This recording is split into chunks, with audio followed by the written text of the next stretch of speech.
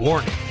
This show features dark subjects which may be triggering to some listeners. Listener discretion is advised. Welcome everyone to Chaos Jar. I'm J Wes Secord, the loud and obnoxious one. Hey. We have our big bag of facts, Bad Ben. Hey there. And as always, we have our good friend AT Token. Hello there. Wow, you actually said hello there. Making an effort. He's trying to be polite this week. Yeah, of course, right. And as usual, we're going to do our quick house cleaning as we start. Give us away, Bad Ben. All right, so you can basically follow us on social media, rate, review, like, do everything that you can to get us up the charts and get us some more listeners. You can donate money through PayPal at Benson4535 at Outlook.com, or you can donate on Patreon and become a producer of the show at Patreon.com/PandoraJar. It's still stuck that way. Yeah, unfortunately, there's not much we can do at that point.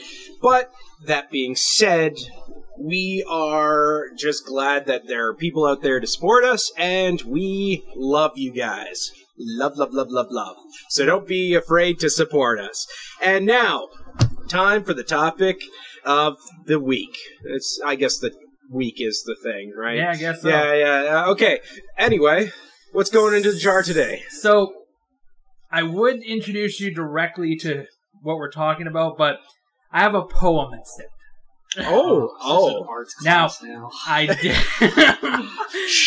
You know what? Shut up. I didn't write this poem. And this poem does have a very dark meaning, so that's the disclaimer before we start. Just for this episode alone, this is a very brutal episode, and I will let us know when we're going into the very terrible part of this. That will be for me to not joke. Yeah. So let's get our jokes out early as we go. So here we go. The poem goes: Where will you go, you clever little worm, if you bleed your host dry? Back in your ride, the night is still young, streetlights push back the black eye-neat rows. Off the right, a graveyard appears, lines of stones, bodies molder below. Turn away quick, bob your head to the seat. At straight through that stop sign, you roll loaded truck with lights off slam into you broadside, your flesh smashed as metal explodes. You may have been free, you love your living lie. You love living your lie. Fate had its own scheme, crushed you like a bug, you still die. Soon now... Oh, sorry guys, it just kind of jumped.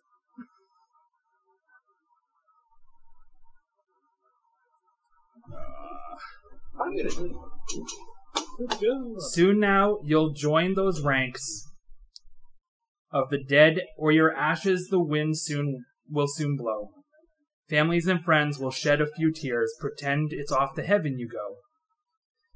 But the reality is you were just bones and meat, and with your brain died also your soul. Send the dying to wait to their death in the comfort of retirement homes. Quietly say, it's for the best. It's best for you, so their fate you'll not know. Turn a blind eye back to the screen, soak in your reality shows. Stand in front of your mirror as you preen, a plastic castle you call home. Land of the free, land of the lie, land of the scheme, Americanize. Consume what you don't need, stars you idolize, pursue what you admit is a dream. Then it's American die. Get in your big car so you can get to work fast on roads made of dinosaur bones. Punch in on the clock and sit on your ass, playing your stupid ass games on your phone. Paper on your wall says you got smarts. The test you took told you so. But you still crawl like the vermin you are. Once your precious power grids blow. Land of the free, land of the lie, land of the scheme, Americanize. Now that I have you held tight, I will tell you a story. Speak soft in your ear so you know it's true. You're my love at first sight, and though you're scared to be near me, my words penetrate your thoughts, now an intimate prelude. I look in your eyes, they were so dark, warm and trusting, as though you had not a worry or care. The more guileless the game, the better potential to fill up those pools with your fear. Your face framed in dark curls like a portrait, the sun shone through highlights of red. What color, I wonder, and how straight it will turn plastered back in the sweat of your blood. Your wet lips were a promise, a secret unspoken, nervous laugh as it bursts like a pulse of blood from your throat. There will be no more laughter here. I feel your body tense up, my body now on your shoulder, your eyes. Forget the lady called Luck. It goes on. She does not abide near me, for her powers don't extend to those who are dead. Illegible words. We'll find out in a second why. Would that I could keep you. Let you be the master of your own fate, knowing full well what's at stake.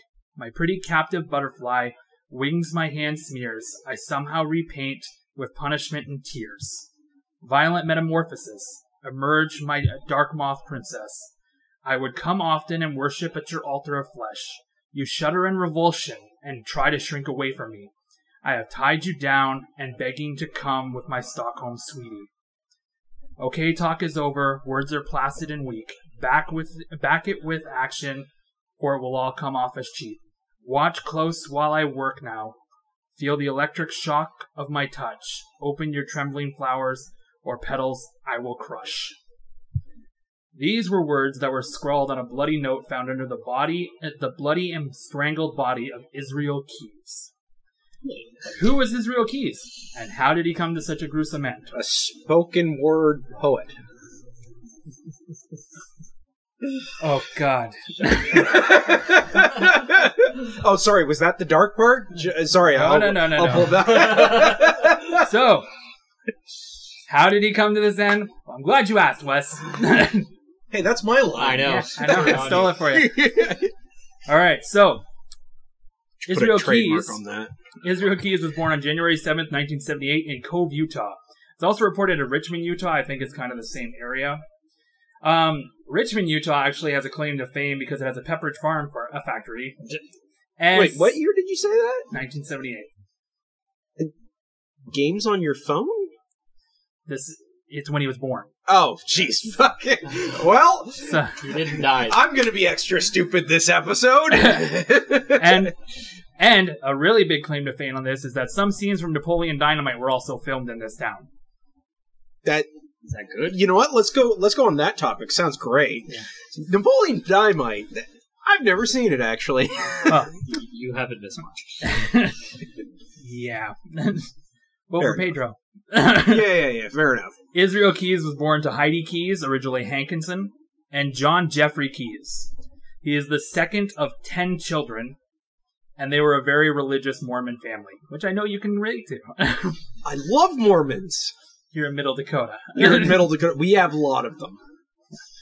We honestly, we are very close to Colorado. You mean Utah? Yeah. Yeah, right. Utah. Colorado. Same thing.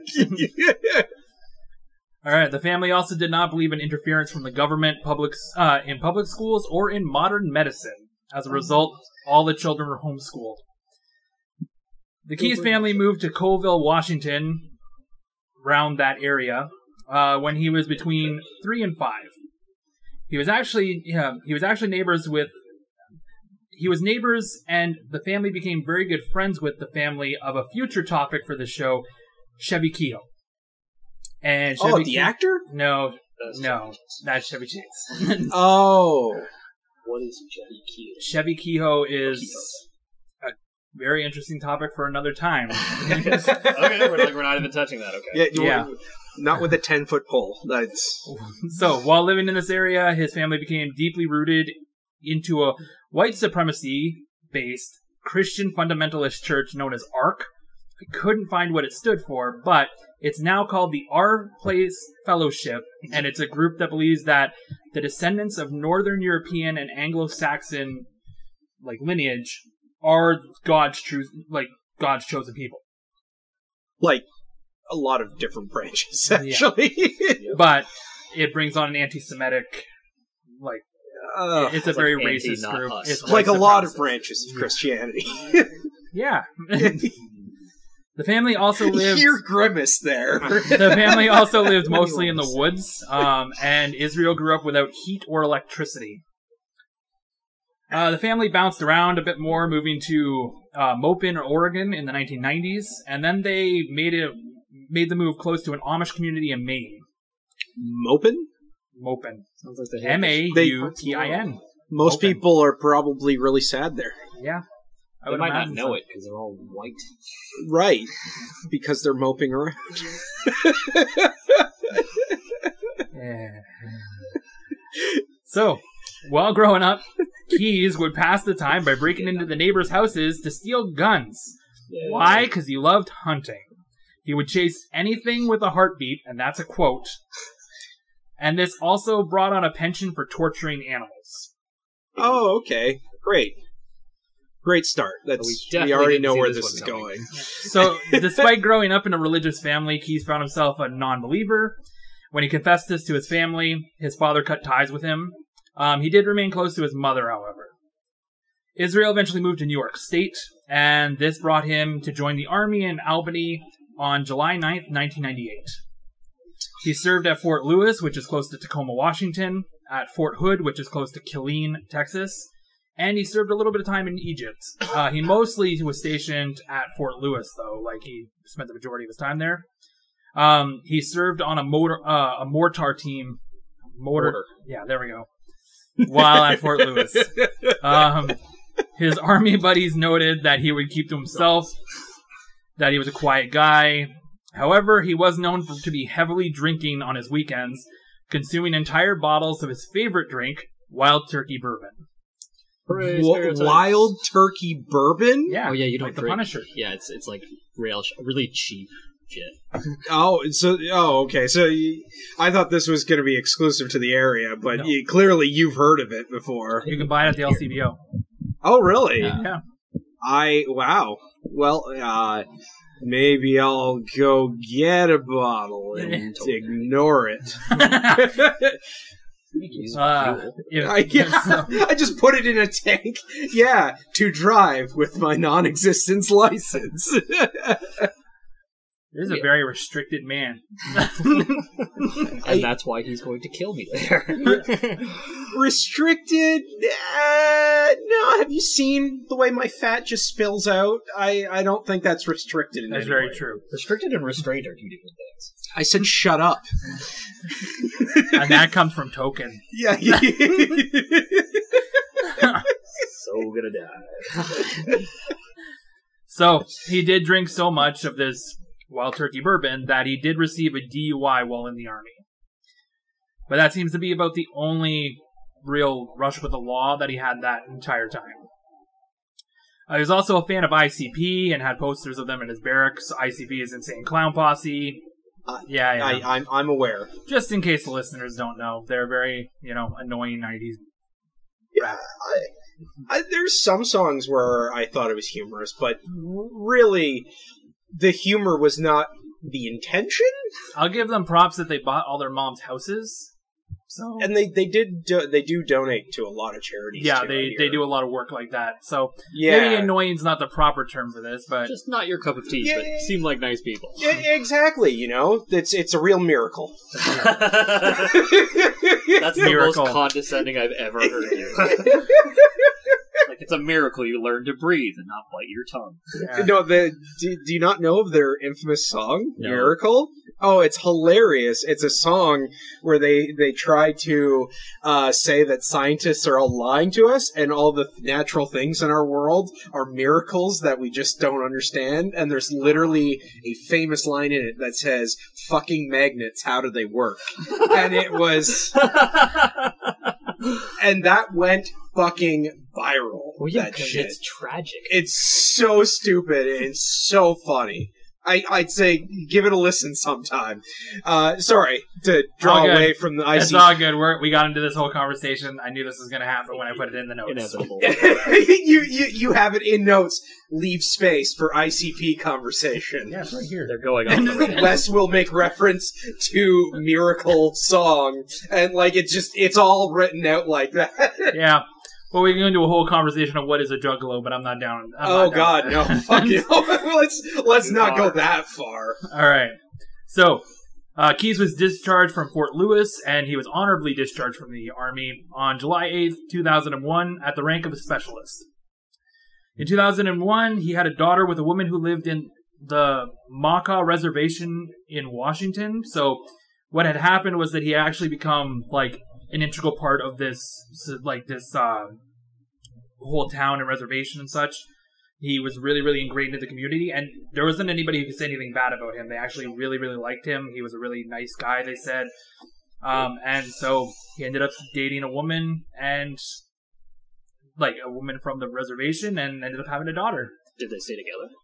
I'm not entirely sure. In 2007, he did move to like Anchorage, Alaska, and it says that he shares a house with his daughter and girlfriend, and that the girlfriend he has is a nurse practitioner, but it doesn't say if it's the girl he met or if it's if it's a new girl or whatever, and he somehow had custody of his daughter.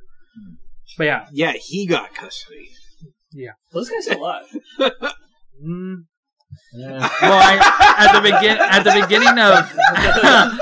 beginning of the entire thing, I said that they found that poem as a bloody note under his body when it was bloodied and strangled. Yeah. That's not necessarily indicative of death. Yeah, though. he might have just been sleeping in a pool of red paint. It's just, People get shot. I've lost more blood than is currently in my body. Exactly. So you understand. So, anyways, Keyes started up a business in Anchorage. It was known as Keyes Construction. He was a well-known handyman and so on. So that's a missed opportunity there. Yeah, he should have been a locksmith. That's fine. Keyes locksmith.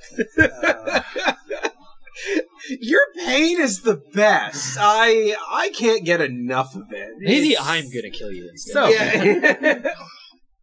So now it's time to talk about a completely different person. And their name is Samantha Koenig.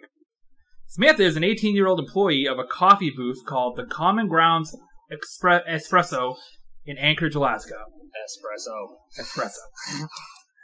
The coffee booth is a small drive-through, only about 8 feet long and not much wider.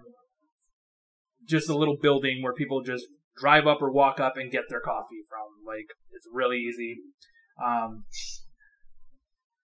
So, despite the fact that Samantha was thrilled to be able to work the job where she could interact with people and make some decent money, and she was super friendly, so she would make tips and so on, her father was a little more unnerved and didn't care for the fact that his daughter would be working alone, because most of these shifts are alone. It's just a small little coffee shop. And sometimes it would be late at night, which it says in here that it closed at 8, so my job goes later than that, but okay. It is Alaska. It goes. That's late at night for that time frame. 2007. This isn't 2007. This is 2012 in Alaska. Yeah, exactly. I forgot to set it up that this is now 2012. This is right, February exactly. 2012. Days were a lot shorter. Shorter. Okay. So people don't realize that. What are you talking So it's a bit. Let me have the bit. So, Samantha assured her father that there was very good security equipment and a panic button that would summon the police if she needed. I used to wear a panic button when I worked at Max, or now Circle K, so... Like is it jewelry, basically? It's a thing. It's like a necklace, and you can just push the button and it'll signal the police. I like the term summon the police. Yeah. Like they're just gonna, like a puff of smoke is gonna happen and they're gonna just appear. Well, it is a coffee shop. She puts coffee and donuts on the Oh. ground in a circle, kind of like Full Metal Alchemist, Yeah, and then she- BAM! She- Summon Officer. Coffee and a donut.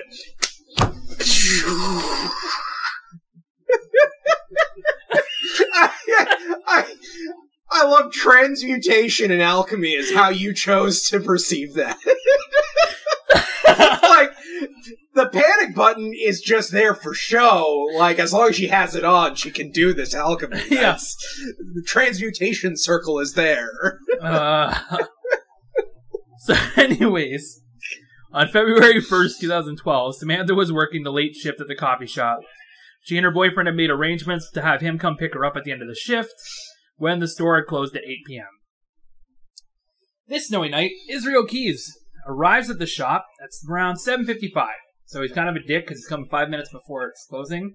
Oh, That guy. He's on foot. everyone hates that. And he's wearing foot in a drive-thru. he's on foot and wearing a ski mask. Yeah, people walk up to get coffee all the time. It's, okay. It's not like up there. It's not like here where there's a coffee shop and it's a retail store. You only have these little shops, right? So he orders an Americano to warm himself up, and he seems really, really calm. Samantha prepares the drink, and when she turns to hand it to him, she is faced with a .22 caliber Taurus handgun. I love we have exact details on the type of gun. Taurus Like, is a it manufacturer. could have just said she had a gun in his face. It Well, a was 22 is quite small. like, no. You could turn sideways and be okay. Like, you wouldn't be pleased, but you would. But you get my point, though, right? Like, that, they had to put that much, and she was confronted with a gun. Everyone would understand. But no, she was confronted with a 22 millimeter, whatever. Well, it's he said. Alaska. It could be like a 454 Castle, which is like a polar bear gun. I feel like you're missing my point here. Deliberately. So, anyways, ooh. this is when he kills you. You are right that this is it. So, Keys tells her to kill the lights and hoist him. We lost Wes. Sorry, He exploded in his own, I guess, sound? Or a cloud of disgust. I burped into the mic, and then the more I started thinking about the act that I just did, the more it made me laugh. So Yeah, you're a dick. Please go on. So Keys tells her to kill the lights and hoist himself into the booth. Keys had been planning on robbing the stand for quite a while now. He had actually put a lot of thought into this, but he didn't have a game plan. He was just kind of... He doesn't seem like a thinking forward kind of guy. of. Also, who thinks You are going to be very wrong. Like, Okay, fair enough. We've already like kind of learned he's sociopathic. I think he thinks things. But anyways, Sociopath does not necessarily indicate intellectual. Yeah, but they think things through. Not necessarily. You could be a sociopath impulsive personality. I don't think. I love that he's the one who's found dead, and you guys automatically assume he's a killer of some sort. Well, he's got a gun, probably. Well, I assume he's a sociopath. So how do you know she's not going to turn around and kill him? Well, I assumed he was a I don't even sociopath just from the fact that he Torturing tortured baby animals. animals. Yeah, like this So, guy's got- like, I don't know why I had to specify baby animals, but he tortured He baby tortures animals. animals. But Wes so just thinks about the baby animals. I have more evidence than he does in this moment. Anyways, so he was just kind of riding this whole thing out. Samantha was so terrified at this encounter that she forgot to press the panic button. Summon the police. 18-year-old girl. Give her a break. Yeah. You know, it's sad because I feel like the type of people who listen to the show probably won't even understand. Yeah, they're going to that be like, reference. what the hell are they talking about? Yeah, yeah. Why? What does alchemy have to do? Oh, it's a coffee shop, right? They use liquids. Alchemy. And we're talking about Tenuous we're at best. talking about Full Metal Alchemist, Yeah, and they're yeah. just like, what? Full Metal? yeah. Why does he keep clapping every time? This ain't the show. Give me a break. So Keys began to have second doubts about this entire interaction when Samantha mentioned that her boyfriend or father would be coming by to pick her up soon. He realized that he would have to get her. That doesn't indicate they might be the same person, right? Not that guy, like the boyfriend and the father aren't the same person. No. Good. Boyfriend or father. Okay. There was an or. Give him that. So he talks quietly. So here's sometimes. the thing. Samantha and her boyfriend, I believe, live with her father, There. and like they even share a truck. So A whole truck? yeah. What's the last? That's great. But Oh, anyways. yeah. No, it's half a truck and one of them has to push.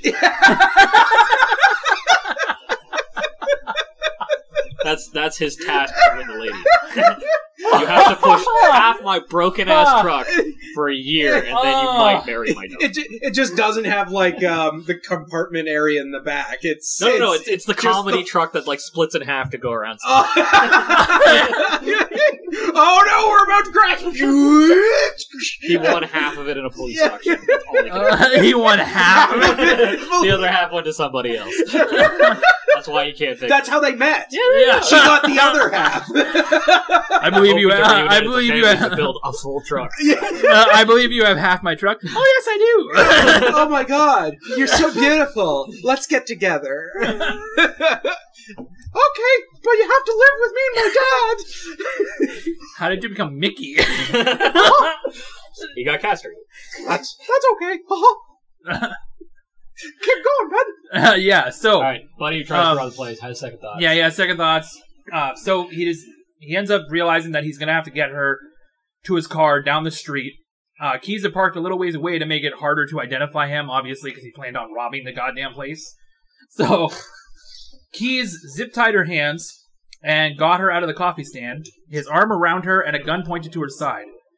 However, Samantha managed to break free for only a sparse moment and began screaming for help, which is actually the smart thing to do.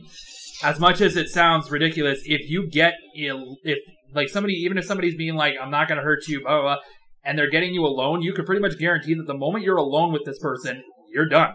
Like, so just scream. If they're going to kill you, they're going to kill you. Make some noise. I don't know why that would be silly. That actually just makes sense. Some people are really passive and like want to believe. Yeah, some people their will. antagonist is going to let them go. Some people will just buy into the whole I factor. see. That from that point of view, I guess. All right, because honestly, just screaming for help makes sense to me. Like The other thing is, if you were raised passive, particularly if you're female, you were basically raised not to act but to be passive. So you tend to listen to people. That might be where that behavior comes from. Anyway, fair enough. I made a whatever. Keep going. So, Israel managed to regain control and told her that he wasn't planning on harming her. His only intention is that he needed ransom money. But if she didn't do as he said, he would kill her. Keys got Koenig secured in his truck and asked her where her cell phone was. The cell phone is actually a key part of his plan for this ransom money. She told him it was back in the store. Now, they're down the street from the store. So, once he was pretty well certain that she was stuck in the car, like his truck, and locked up in there, he went back to the booth and retrieved the phone. A whole truck? Yeah, it's a whole truck. It's not half of what he's not going to make her push. Yeah. Imagine the person kidnapping you makes you push the truck all the way. You're going to have to push it uphill. Yeah. work your way to death. It's not my fault. You're not even in the car. You have to hold the gun behind me. Just push. No, you handcuff her to the back of it. The place where you hook the shield part in. So anyways, once he had retrieved the phone and he was on his way back to the truck, he texted her boyfriend and her boss, telling them that she had had a rough day at work and was going away for a few days. Okay. Which is kind of weird. Wait, he did? Yeah. He texted them? He texted them. Oh, okay, cool. Basically giving himself some time for an alibi. Yeah, basically to buy some time that she won't be noticed missing. Keys took Samantha back to his house and tied her up in the shed. He then interrogated her for the location and PIN of her debit card.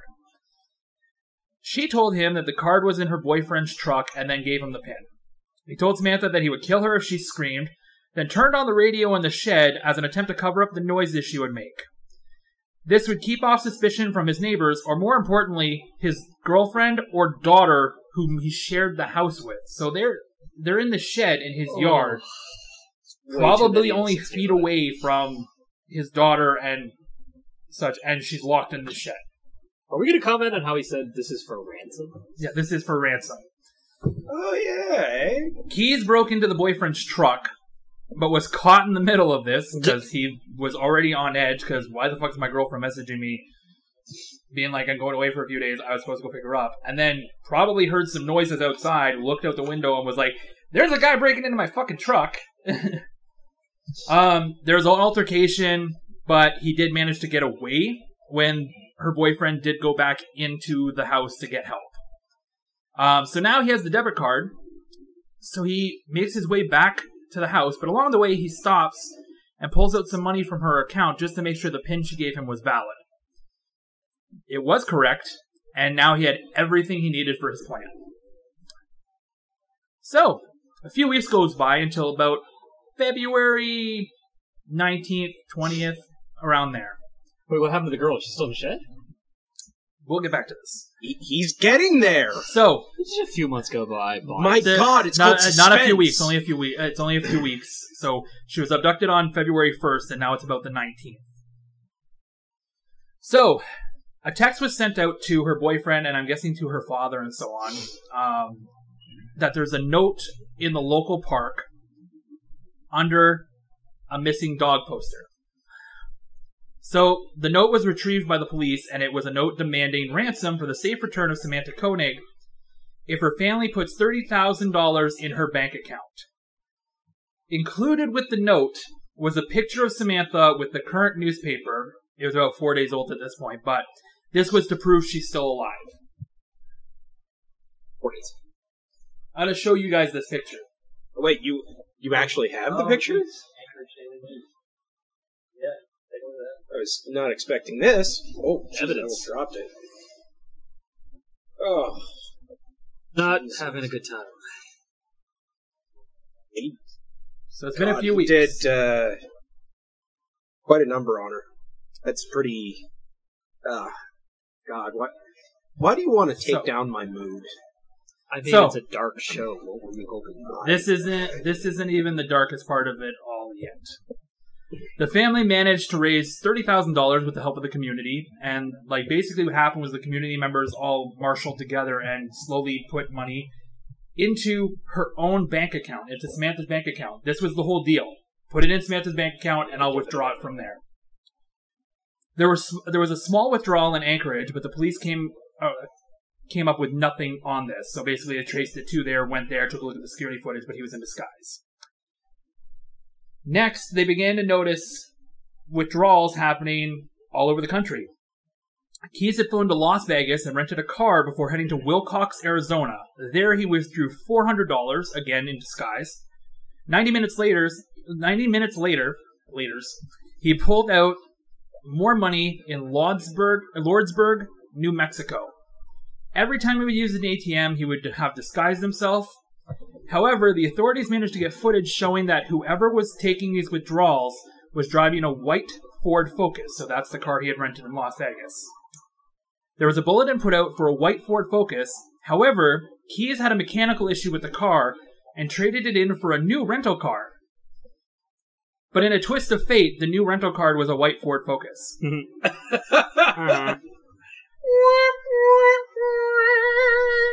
So, 2 days later on March 9th, 2012, the FBI alerted Texas officials to be on the lookout. To kidnapping. Don't! I talk with my hands.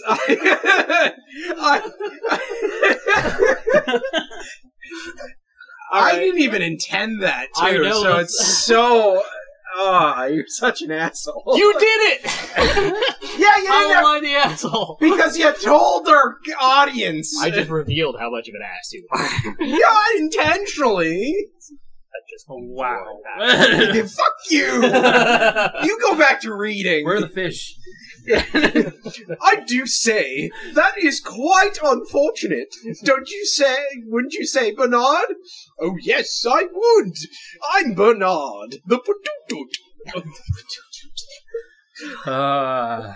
These characters. We're gonna have hand puppets soon. Unfortunately, Frederick was dead a while ago, so we do not have a Frederick. When he was rescued by the British, they actually decided to eat him. Yes, exactly. He was, in fact, a fish. A very tasty fish. Layered with crab juice. How would you know that he's tasty? Wait, does that mean the fish ate crab? There I think are I fish broke that you. eat crab. And of course I did. I'm a fish. We're all carnivores. Sure. Except for the ones that aren't. You know, there's a thing called seaweed, right? Like, I'm pretty sure, 90% of sea life is carnivorous, because there's not Something like much that. else, yeah. I mean, that's how it is! I mean, whatever. Shut up! Tell him to shut up, Bernard. Okay, shut up, all of you! I'm Bernard, the Patutut. I feel like they're gonna play this at, your hearing for schizophrenia. Just, multiple personality or something. That is not schizophrenia. I know. God. like I find that offensive. That's like associative identity disorder. Or something. Yeah, That's what DID it's is called. what they call it now, Yeah. to simplify it. Yeah, disassociative. That's what it is. Yeah, Schizophrenia has, so many different outcomes, basically. Anyways, 2 days later, on March 9th, 2012, the FBI alerted Texas officials to be on the lookout for a white Ford Focus when Keyes made a withdrawal from Humboldt, Texas. March 13th, Texas Highway Patrol Corporal Brian Henry spotted a white Ford Focus at a hotel in Lufkin, Texas. He began following the car when it exited the motel and took advantage of the car going 3 miles over the speed limit to stop the vehicle. So, he basically is just following this guy around like an asshole, but... That's how I do things. Yeah. I just follow people around like assholes. with And the that's ard, why you- This is also it's like that Cards Against Humanity card. How do you keep your dating status? Just follow people around like a maniac. To be fair, it's pretty good policy for a job. Yeah. Usually a rationale for the full You just leave a delusion that you're in a relationship, but they just don't know it yet. Yeah. Anyone listening to this is going to be like, they get so off the topic. I'm sorry, people. This is all I have. There's not much in this story for me to make fun of because it's too dark and bad. So I just self-deprecate. This is my go-to. Isn't that right, Frederick? I agree, Mr. J Wes. I'm Bernard. Shut your fucking mouth. I mean, pleasantly close thine face hole. Somebody's got to suck puck in this. Shut up. Bernard has to be a full puppet. Yeah. Like, the fish can be sock puppets. Bernard has to be a full. Full opera glove. Yeah. Anyways, so, yeah, he pulls him over. And for some reason, my computer just... I'm sorry, folks. We are currently having some difficulties. In the meantime, I shall chant you a catchy tune. This is weird. Boo-ba-doop, boo-ba-doop, boo-ba-doop, boo-ba-doop, Okay, here we go. boop, boop, We're boop. done! We All are right. now back to your regularly scheduled podcast. So, pulls him over. Asks for his license, registration, so on. And Keyes hands Corporal Henry his Alaskan driver's license. And this brings on the fact that he now believes he has reasonable cause because he knows that the suspect he's looking for probably has an Alaska license and he's driving a white Ford Focus. This is basically all lining up. So they do a search of the car. In the Ford Focus, police found a dye-stained roll of bills from a bank robbery, the mask Keyes wore while withdrawing all the money from the ATMs, a gun, and Samantha's debit card. They arrested Keyes, and a few days later, he was escorted back to Anchorage. Keyes resisted the interrogations of all officers, and including the FBI, because this is a missing person, and they brought the FBI in. And he resisted for a long time at first, because, think about it, he got captured basically on the 12th. But March 31st, he began to speak to investigators. He admitted to the abduction of Samantha Koenig. However, he would only give more details if they could promise that the details he released, that the details that he gave would not be released to the press or to the public. He didn't want his daughter to find out what he had done to Samantha. What a shame. When the prosecutor pressed on whether Samantha was alive or dead, Keyes told him she was dead. But he still wasn't ready to give him the details. Quote, "I'll tell you everything you want to know. I'll give you a blow-by-blow if you want. I have a lot of stories to tell." Keyes made 2 demands. First, that he wanted a speedy trial and to be put to death within the year. Second, he wanted the details of his crime to be kept from the media. And so began the pieces of a hidden version of Israel Keyes' life. So let's begin with Samantha Koenig. After Keyes retrieved the debit card, he had returned to his house, poured himself a glass of wine. Being careful not to wake his girlfriend, he went out to the shed, sipped the wine, while Samantha sobbed as he raped her. As he slowly sexually assaulted her, he then slowly strangled her, and then wrapped her body in a tarp, and stuffed the body into the cabinet, and then realized it was morning at this point. Now, this is the night he abducted her. So, that photo you showed us. He woke his daughter and dropped her off at school, then went off to catch a cruise from the port of New Orleans, where he would be gone for several weeks. When the cruise was over, Keyes made his way over to Aledo, Texas. He burglarized a house and burned it to the ground. He then robbed the National Bank of Texas, then caught a flight from Houston back to Anchorage. February 19th, now back in Anchorage, Keyes dropped off his daughter at school before heading back to the shed and pulling out Samantha's corpse for one last sexual tryst with the body. But how did he get that picture of her with the newspaper? Well, he had stuffed her in a frozen shed, so the body was pretty well preserved.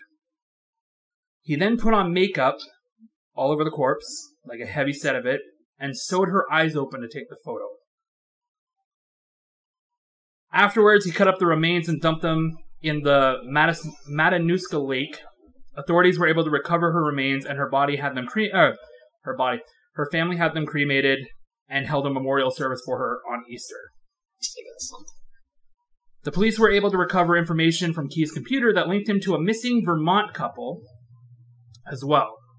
When confronted with it, Keyes smiled and told them that they were lucky because he had planned on disposing that computer in a landfill close to where he lived once he had returned from Texas.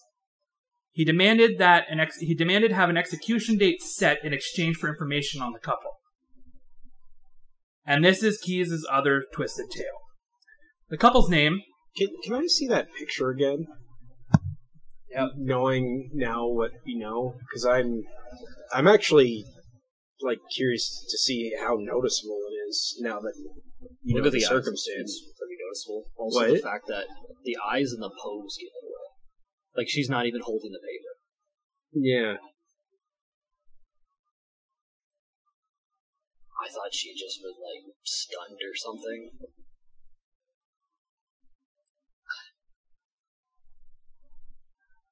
Now that you know, you can see that. Yeah. I mean, something's definitely off, but you wouldn't think of that. That's she just looks roughed up. Shit. Oh, yeah. She looks alive, but roughed up. And she doesn't... You can see the marks where... He strangled her. Where he strangled her, and, he even managed to pose the eyes right, so they look like they're looking at the camera. Deliberately why it's black and white, I think. Yeah. Yeah, Jesus. Oh, God, that is... So... horrifying. This missing Vermont couple, their names were Bill and Lorraine Currier. 2 years before he encountered them, Israel had stashed what he called a murder kit. He had actually been hiding these all over the country. It was part of his MO, his modus operandi. He would go to areas years ahead of time and plant them and basically just dig them up when he had found a suitable victim in the area. He's an opportunistic killer. Not even just that, he's very methodical. He can be bold. So he had stashed this murder kit close to Essex, Vermont. Vermont. On June 2nd, 2011, Keyes had flown to Chicago, rented a car, then made the trek to Vermont, over 1,000 kilometers away. So this is part of the reason why when we're going through it, it's really hard to track his information, because he does things like this. Flies to Chicago, then rents a car and goes 1,000 miles away. I mean, it's smart. Yeah. He then retrieved his murder kit. He spent a few days fishing and relaxing while scouting for some suitable victims, and then he chose the Couriers as their garage would provide covert access to the house, and because they had no children or dogs. He actually had very few rules, and one of these, his number one rule was not to kill children. Because of his daughter and everything. An 18-year-old is considered an adult at that point. So Keyes broke into the house through the garage and attacked a couple while they slept. He then managed to restrain them and get them into their own vehicle and smuggle them to an abandoned farmhouse quite a few kilometers away, miles away. Doesn't usually he crossed into a new state. Does he usually move them? He kind of does, yeah. It's this guy is twisted. So he brought them into the abandoned farmhouse, and he lost his temper when he was trying to load them into the house, and he got Bill into the basement, and Bill tried to make an escape. This ended with Bill being shot and killed. Keyes then took Lorraine upstairs and sexually assaulted her before strangling her. He then stuffed the bodies into plastic bags while covered with Drano, left them in the basement, poured Drano over the bags, and then put as much debris over it as he possibly could. When the house was demolished a few years later, the bodies were not noticed, and they were coincidentally transported to a landfill, and the bodies have never been recovered, even though they did search the landfill. It was years later. It was like a year later. It wasn't years, it's 2011 and 2012 we're talking about, so within a couple weeks, they demolished his house. However, he also, the people who demolished the house did report that they did smell decomposition, but they just figured they're in the middle of, a woody area, so it's probably because this is a farmhouse. They were probably hunters, or they had livestock, they killed them in the basement or something. Whatever. When he was asked how he came across the Couriers, he simply stated in an annoyed tone, "It's just random. It's just random." Kind of what I meant by targets of opportunity. Yeah. So as time went on, Keyes hinted to many other crimes. He would leak out small tidbits of information. Again, this is part of the last ounce of power he has. He's a narcissist. Is it full on? Are we trying to say that he turned out to be a serial killer and nobody knew for a while? He's a serial killer. We got bank robbery. We got arson. Yeah. Dude's covered his bases. Right there, but there's a specific definition for serial killers. Oh, is there? A certain amount of kills. There's number. It's not even a certain amount of kills. It's separate acts. So you can if you kill a bunch of people in the same spree. Oh, that's a mass. Then that's called. It can be a mass murderer, or it's more called a spree killer. So, for instance, the Toronto van guy, he was a spree killer. He was trying to cause as much as possible, whereas the Toronto serial killer that was uncovered in 2017, he was a serial killer because one crime, separated over years. Do they typically all have the same process, I guess? No, that's the point of the MO. It shows each one had a specific MO. The fact that he would bury murder kits and come back years later, he didn't write down where these murder kits were at all. No, they're probably still out there. He just stored them in his mind. So he knew where he buried it, and he buried them. Yeah, it's not even well, he would hide them. He'd stash them away, but most of them were buried, and he would just show up in random places and take them, and then be like, okay. And they would consist of things like rope, guns, Drano, money, things he would need to commit the murder.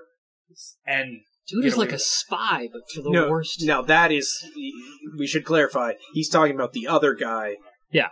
Where this, not our current situation. Our current situation right now. He would do this. Yeah, he does. Bury murder kits. He was burying and hiding these murder kits all over America.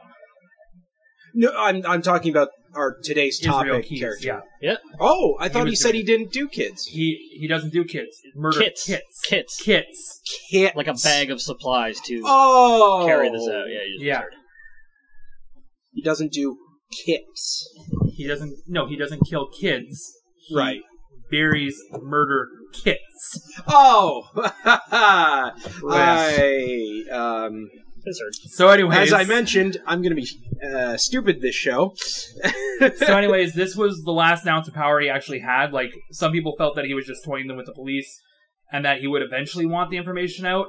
Some people speculate that this was all to get attention, but I don't think so, because he really didn't want his exploits released to the public, and we will find out what happens at a certain point, because obviously his exploits were released to the public at some point.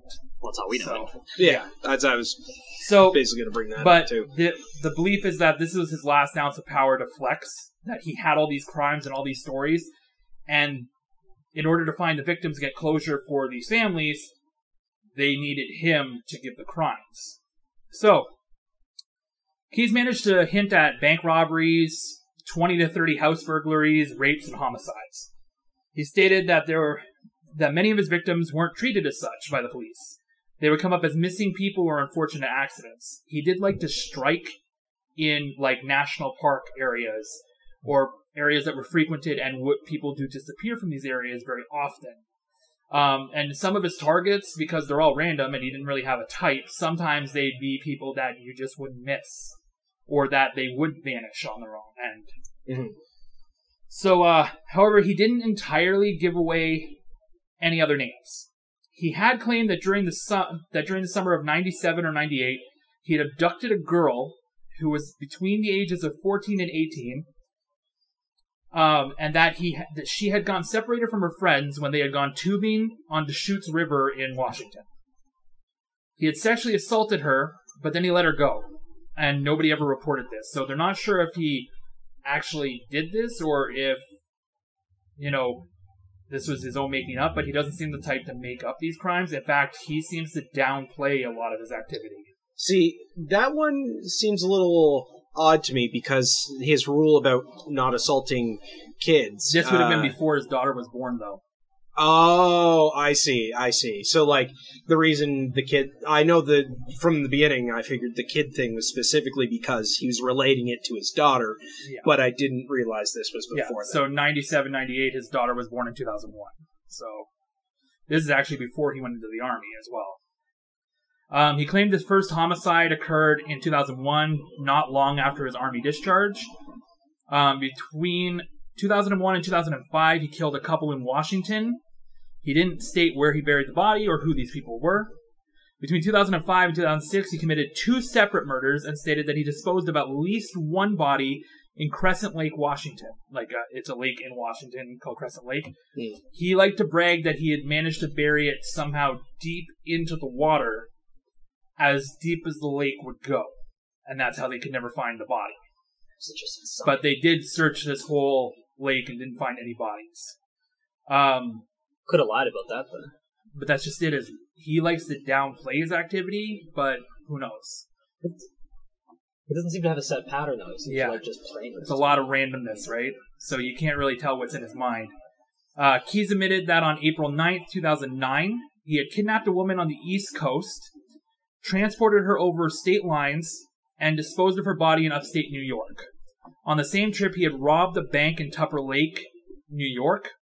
The FBI suspected this woman was Deborah Feldman. Interesting story behind her is that she was a missing woman. She was about 50 years old, and she was kind of an on-again, off-again recovering addict. She was hooked on heroin and so on. A few days before she went missing, she had badgered her son for his paycheck from a fast food joint. And she threatened to kill herself when he wouldn't give her the money.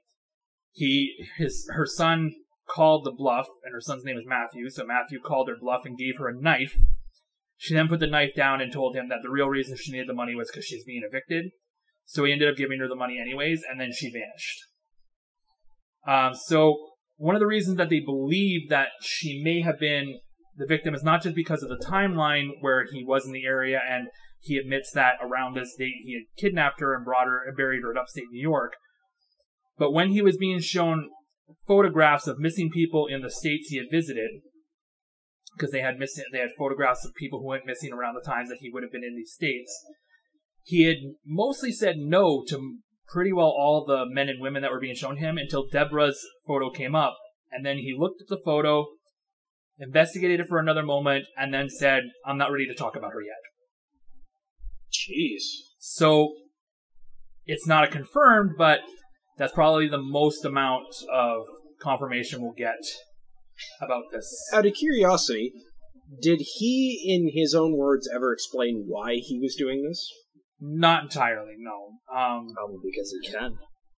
Right, but there's usually an explanation that gets to that point. He has right? been, like, it's kind of like a murder appetite. I'll actually talk about it because there is a comparison to be drawn with him and another really famous serial killer, and it kind of gets broken down. I actually, because I knew the serial killer, I kind of broke it down a little bit in my own mind and kind of went through the information and just kind of put it together. And because we'll never talk about this serial killer, it's actually kind of easier for me to attribute him to lesser-known serial killers that way. The FBI suspected that he had at least 12 victims, although there could have been far more. Keyes' admission was that his murder count was under a dozen. He claimed basically about 8 of them, but they believe that was actually on a low scale and he probably has killed far more. Again, he likes to downplay everything. However, with how active he is, he does appear that those murder counts would probably be very high. Like, the fact that he hides fucking murder kits and such, like... It's very elegantly done. It is methodical. He thinks about it. Like, this reeks of experience. Yeah. May 23rd, 2012, there was a hearing to set a new date for the trial, his trial in the Samantha Koenig murder. Koenig's family was in attendance. Partway through the hearing, Israel somehow managed to break free of his leg shackles and jumped into the first row of the gallery. However, he was subdued with a taser while the spectators chanted, "Get him and kill him." The chains were examined, and they have no idea how he broke free. They have no idea how he slipped it. Jesus. So, the FBI informed the Vermont officials of the fate of the couriers to give closure to the family. And in July of 2012, this news was broadcasted over WCAX TV with a press conference, and it named Israel Keyes as the perpetrator. And the only thing Israel had asked for, in cooperation with the police, is not to release this to the media. So this violated that condition, and he became super furious and stopped cooperating entirely. He had also realized that the more he spoke about his crimes, and the more crimes he spoke about, the longer the authorities would drag this out, so that every judicial system, like every one of those jurisdictions, would slowly put together a case and try to try him, so then this could drag out over years. And remember, he wants the death penalty within a year. He wants to be dead. So, he had realized this. He didn't want it dragged out. He only wanted to stand before a judge, plead guilty, and be handed down a death sentence to be carried out in a couple months. He felt as if he had lost control over his own fate. Because, again, I think that death sentence thing is, again, another piece of power that he has. Yeah. So, Keyes, throughout his interrogations, had emphasized that he felt no remorse for what he had done. He had no moral obligation to bring any closure to any of the victims' families. And sometimes he would come off as arrogant and bored while relating details of certain crimes, like the robberies and so on like that. But he would get super excited and pretty well on the edge of his seat when he would talk about abductions and the killings. He'd go into the nitty-gritty details, and literally the adrenaline would just be pumping through him. Like, he would just be super into this whole thing. Like, in late November, he had an interview with investigators, but he seemed very distracted and stated that he may be willing to talk to them the following week. This brings us right back to full circle, where they found the lifeless body of Israel Keyes in his jail cell. A correction officer had been doing a security check at 5:57 a.m. on December 2nd, 2012. You just pull one of them movie story things where they give you a hint of the climax of the story, and then they're like, let me just start from the beginning. And, oh my god, I still want to learn what that word is. In media res. What? In media res.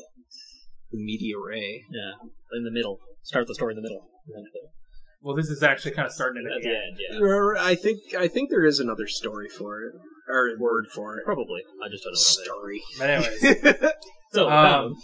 So, this is how he had actually killed himself, because all I said was that he was bloody and strangled. He had written the note, and then he had managed to pop out a razor blade from a portable, like a disposable shaver. He slit his left wrist with the razor blade, and then tied a bedsheet into a noose around his neck, followed by the other end being tied to his left ankle. When he passed out from the blood loss, his body would go limp and pull the noose and strangle him. He was so successful in this suicide that the coroner couldn't determine if he died from blood loss or strangulation. Yay? Yeah. I just found it interesting that the coroner couldn't even decipher if this is from that or the other, but he's quite successful at what he does. Freaking methodical. Like, he just thinks it all the way through. Like, I don't know why, but I mean, well done. His death was as methodical as his crimes. His family claimed his remains and had a funeral for him, not because they forgave him, but just because they wanted to finalize this whole thing. And the pastor at the funeral damned him to eternal torment.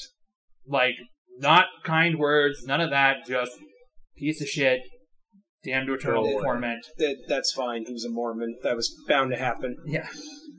Well, he wasn't even a Mormon. He was non-religious he Mormon. renounced his religion. He grew up. So, fine. He was unorthodox. Whatever. Israel Keys.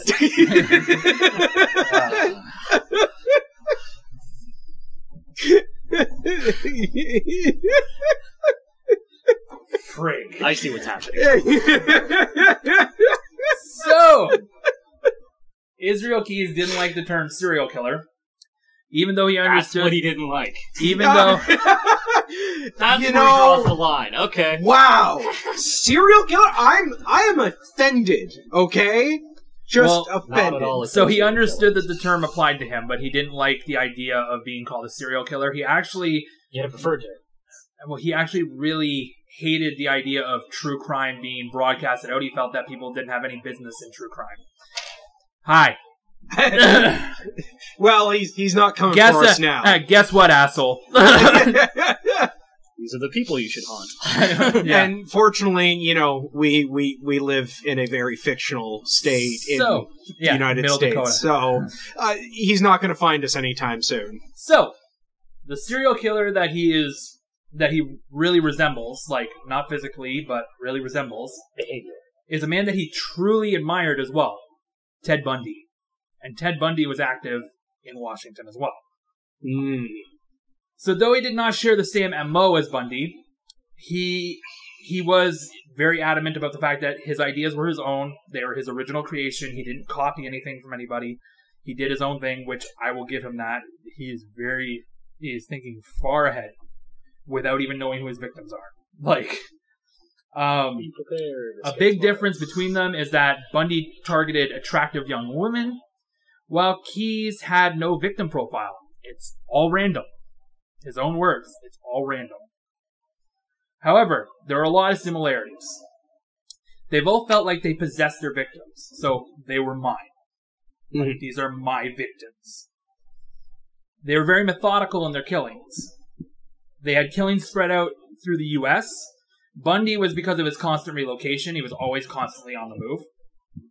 Whereas Keys had a constant amount of trips. He would take these vacations, and these actually helped him to kind of let the heat die down from him. In fact, he had been seen at a bank robbery, and then he was within the realm of when the police were doing investigation, but they never even targeted him because he was an outsider, so he just kind of blends. Like, he kind of just, like, people don't know him. And that was what helped him, because if he goes on vacation and he's gone, he's out of focus. Well, then they can't really look for him because he's not even from that area. He actually had a couple other rules, like he didn't like to commit crimes close to home, and he didn't like to, like, he wouldn't try to ever bring it, like, into his own home kind of thing, and he wouldn't with the exception of that one yes, and murder. This is where Keyes and Bundy relate as well. They both had a really big appetite for murder, and that's what made them careless. Bundy became very careless at the very end of his spree, and that's when he started getting sightings and things like that.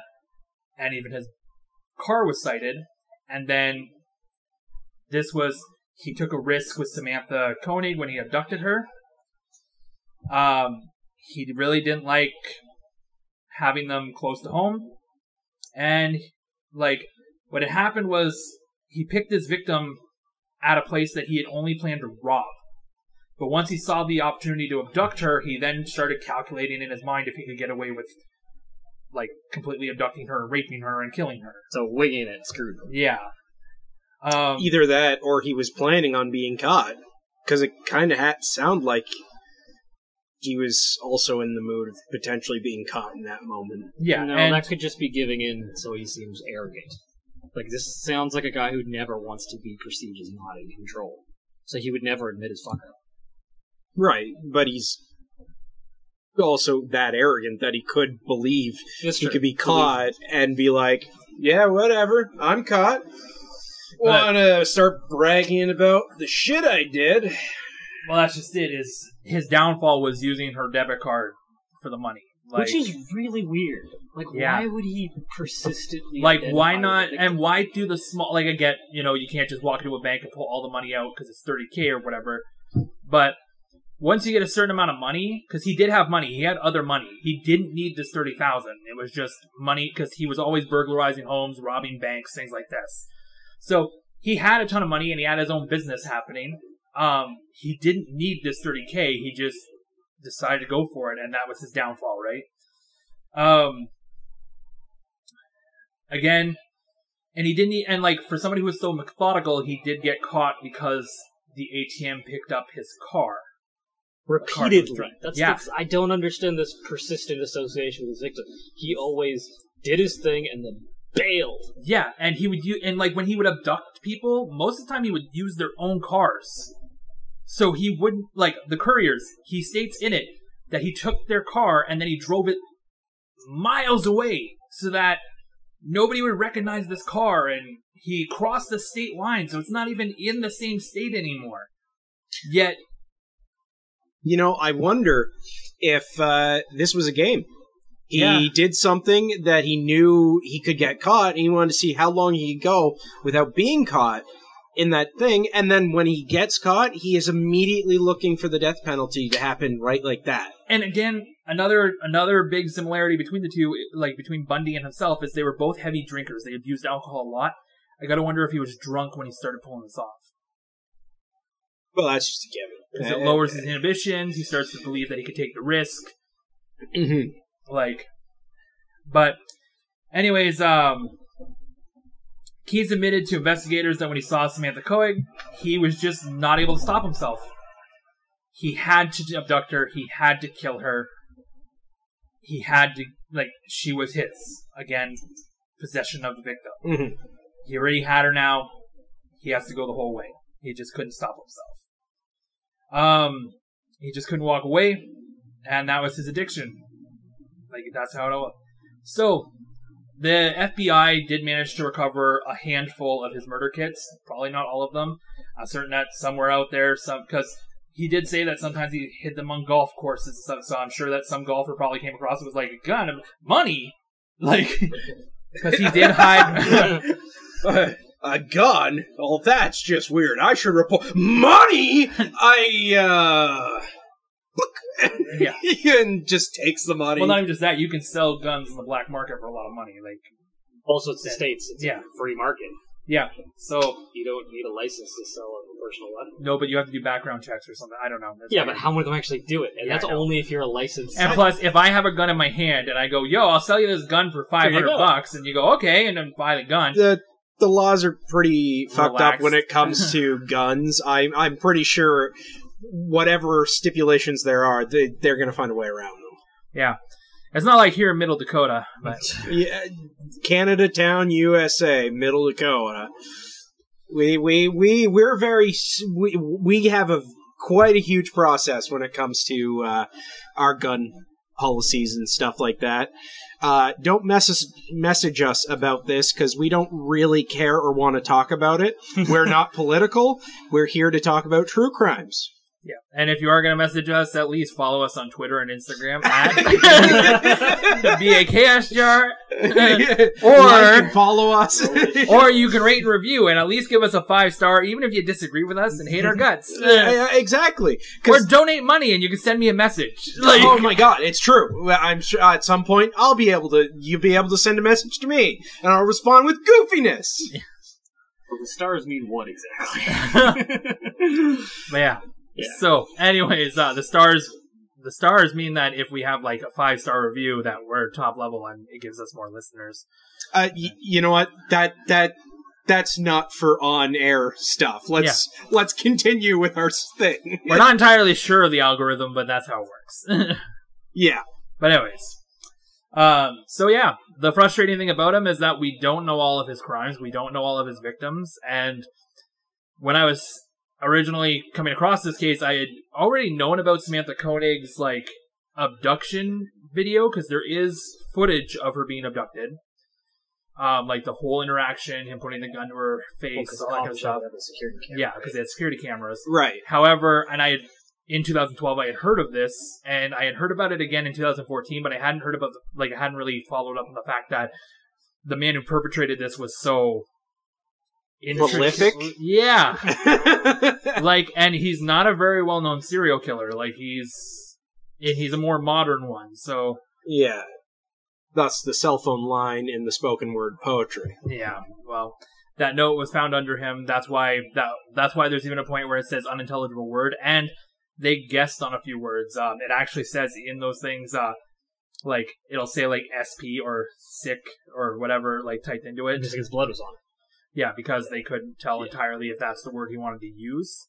Oh, okay. Also, he was busy dying. People analyze this poem entirely, like, to see, like, if maybe he's hinting at victims. He obviously is talking to someone.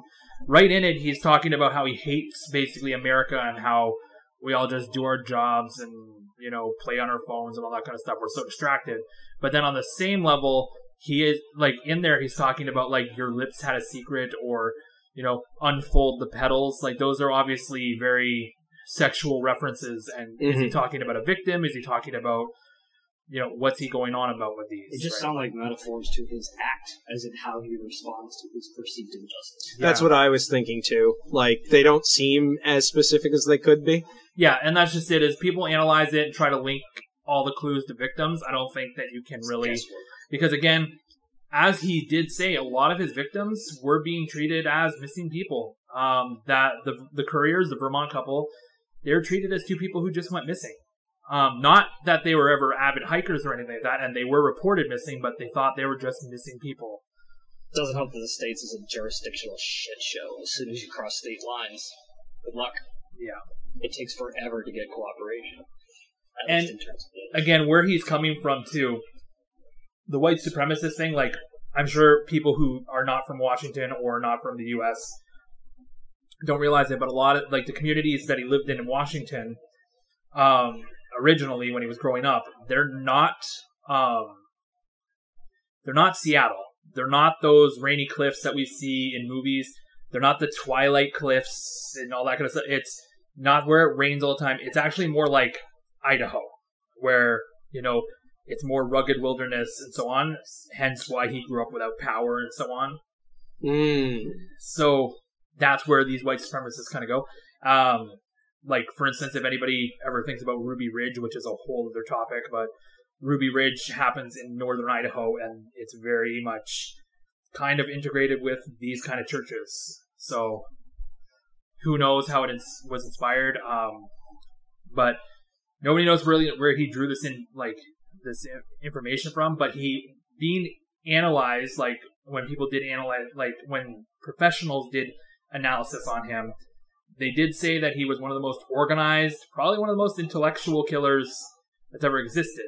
Now, obviously, they can't do an IQ test on him like Ed Kemper or something like that. Also, IQ tests don't work that way.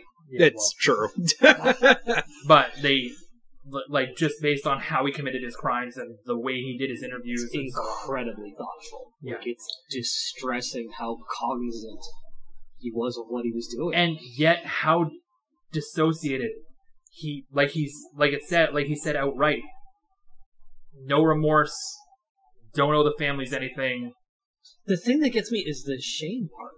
Because it suggests he's not a complete sociopath. Yeah. There's something he cares about. He cares about his daughter, right? Like, he cares about what his daughter will think. He cares about his daughter growing up with this. He won't kill kids now because of his daughter. Like, I wonder if it's like me, where like I had a kid and that changed my outlook dramatically, but he just couldn't adapt. I thought that was going in a whole different direction. No, like a lot of people have kids. And that's like me when I had a kid and I stopped killing people. The look on your face was actually the best part, because you actually had a moment of panic there. Like, right in your eyes, you're just like, oh shit, it's going down. This is wait, where is he going with this? I mean, that also does coincide with that, but it's more professional. Well, I will say this. The mother of your child has told me before that you used to disappear for periods of time, so... That's true. There's some complicated relationships here. So I'm just gonna... Let's just break this down real fast. Token's son's mother is my current wife. He's effectively my brother-in-law, kind of. Yeah, it's in a weird way. I'm Wes. He's that guy who's gonna murder us all. Yeah, exactly. This is just a long, spelled-out story, so you can play this trial. Yeah, exactly. Anyways, rate, review, all that good stuff.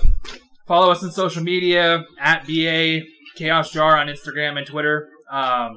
Pandora's Jar Podcast on Facebook, because I can't change the damn name. They won't let me. Fucking Facebook. I've actually emailed them, and they're like, you can't change your name. Well, that's fantastic. Can we make a new one? I was hoping to. We could probably make... And just make the other one, like, automatically redirect. Or not even redirect. We could just say, people trying to find this, go to this thing, because we've changed your name. That's something for a bonus episode. But yeah! And then, again... Patreon /Pandora's Jar. That's kind of stuck where it is because it's linked to my account now. So, and donate at PayPal. Donate at PayPal. Benson4535 @outlook.com. You put money into there, and we'll still read your name at the end of the show. So far, no donations, no producers, so we can't read anybody's name at the end of the show. I'm sure Wes would butcher them. So, no, on the contrary, you would butcher them. This is true. And I would probably read them correctly. Think so? I will just laugh at that. Yeah, I think so. I'm trained for this shit, yo. This is true. I'm trained for spot rating. Whoa, dude, that's cruel. I really respect where I came from.